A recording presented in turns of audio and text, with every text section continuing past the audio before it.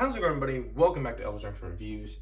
Today we're looking at another Athearn product. We're looking at an Athearn Sun Pacific SD40R, and as you can see, it has Economy, which means it does have sound. So we will be looking at that. So as you can see, there it is. There's its description.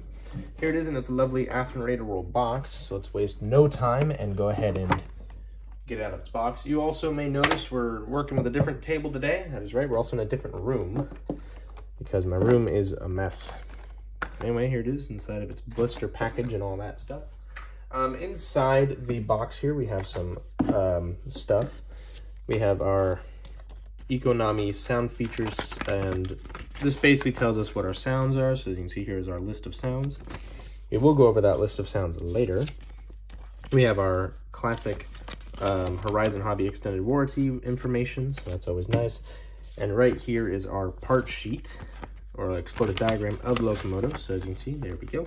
So if our part breaks, we can fix it or replace, or get a replacement for it. All right, so now let's go ahead and get the locomotive actually out of its packaging here. So let's slide the clamshell off. And we have a little bag of things here. We have some step plates as well as an extra walkway grab irons or steps and poles and all that, and there's in case the front one does actually break, or the rear, depending on what happens. This foam out. And you see we have a top sheet of clear what's kind of blurry clear plastic sheet, and let's go ahead and lift it out. And there's our locomotive very nicely. It has some foam on it, so let's remove the foam from it. Come on. It's not wanting to cooperate. So let's try this side, actually. There we go. All right, so now that we have the locomotive out of the box, let's get into some history. Alrighty, so now let's get into some history here. In 1966, EMD introduced the SD40. Using a turbocharged V16 engine, it produced 3,000 horsepower and proved popular with railroads, with over 1,200 units built. Between 1980 and 1981, the Southern Pacific would rebuild many of their SD40s into SD40Rs. Basically, what happened is during these rebuilds, they would get new engines, they would receive new electronics. In case of this locomotive here, a lot of things happened, and we will get into those later into the video. But our unit here, SP7303, was built in April of 1966 as Southern Pacific 8464. In June of 1980, it was rebuilt and eventually she was painted into the failed SPSF paint scheme during the 80s and into the early 90s. Eventually, in the late 90s, she was eventually repainted into the speed lettering paint scheme that we have here today.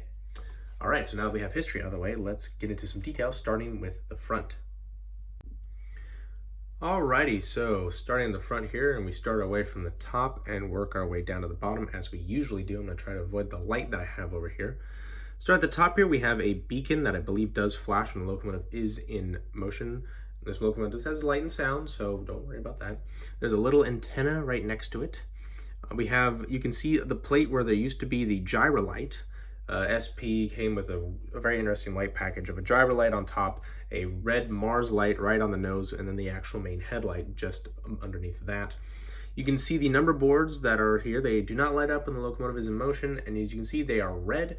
Now that is from the failed SPSF merger, and this is pretty unique because this locomotive kept its red number boards, which is really cool.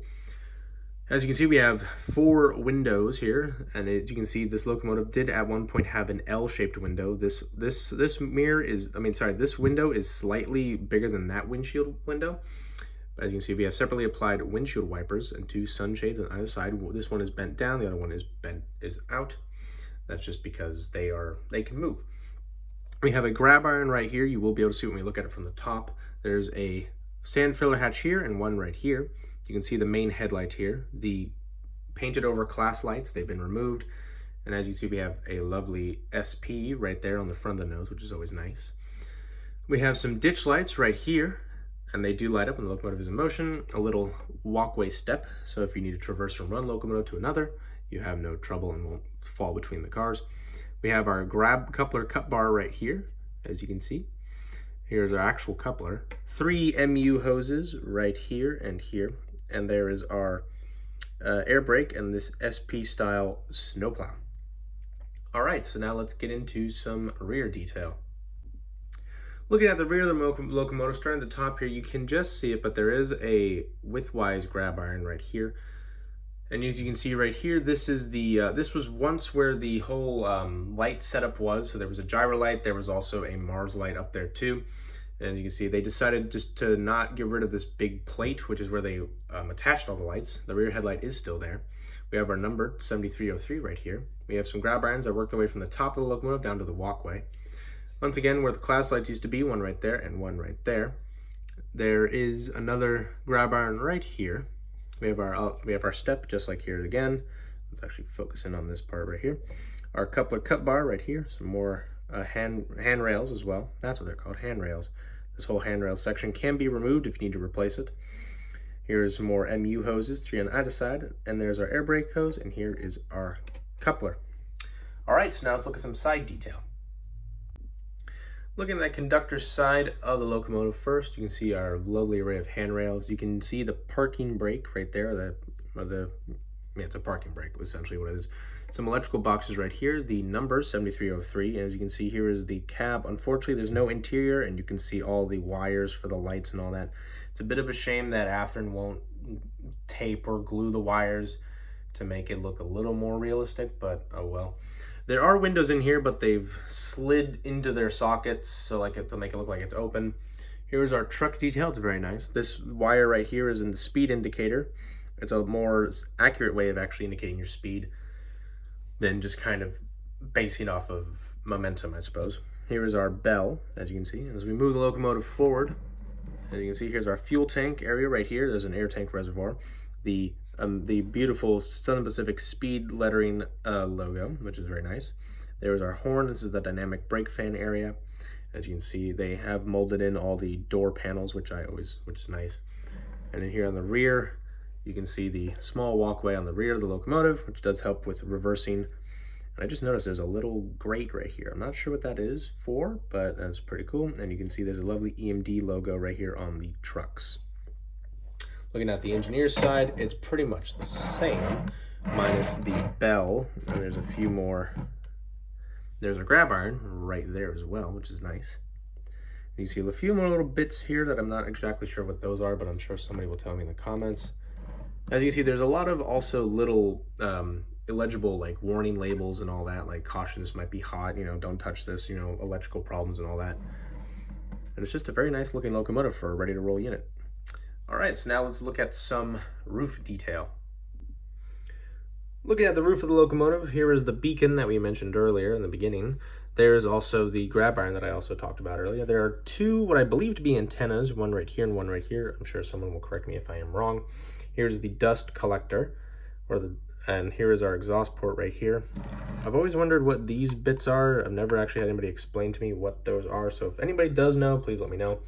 Here is the horn. This originally would have been up front near the beacon, but during the rebuild, they moved it back to the long hood of the locomotive to make the crews a lot more comfortable when they are riding along. So this is the dynamic brake fan area right here.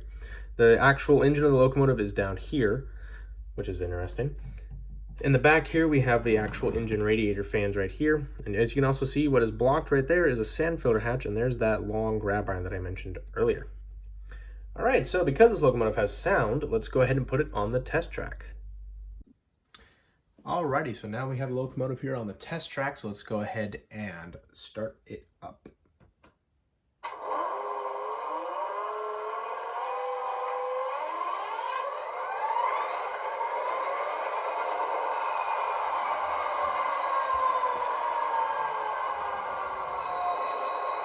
The classic EMD startup sound. So let's go ahead and turn on the light, which is 0. There is our main headlight right there. Now because this is a Tsunami Econami decoder, instead of F6, F5 is ditch lights. I believe F6 turns on the, yep, turns on the beacon. As you see, it is flashing. If it was darker, I could, there you go, let's do that. There you go, see, it is on. F2 is the bell. No, sorry, F1 is the bell. And that's ringing in my ears. Every bell does, because I have sensitive ears. F2 is a longhorn.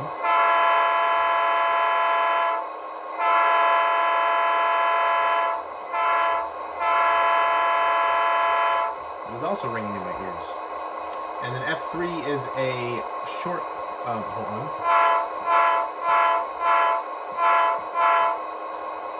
There's a few more functions. Hold on, I need to get the paper.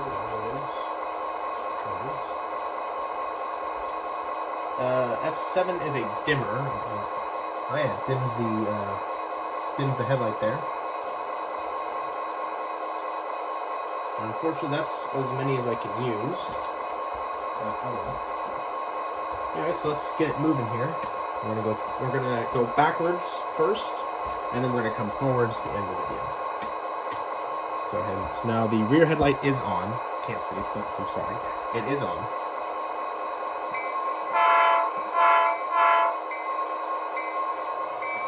Oh, and you can see it took off really quickly.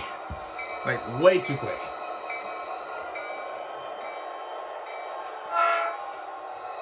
So now let's throw it back into forward here.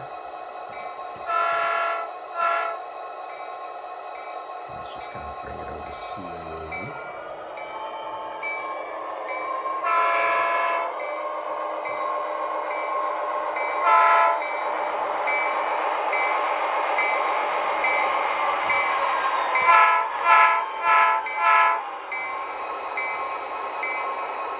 Back here.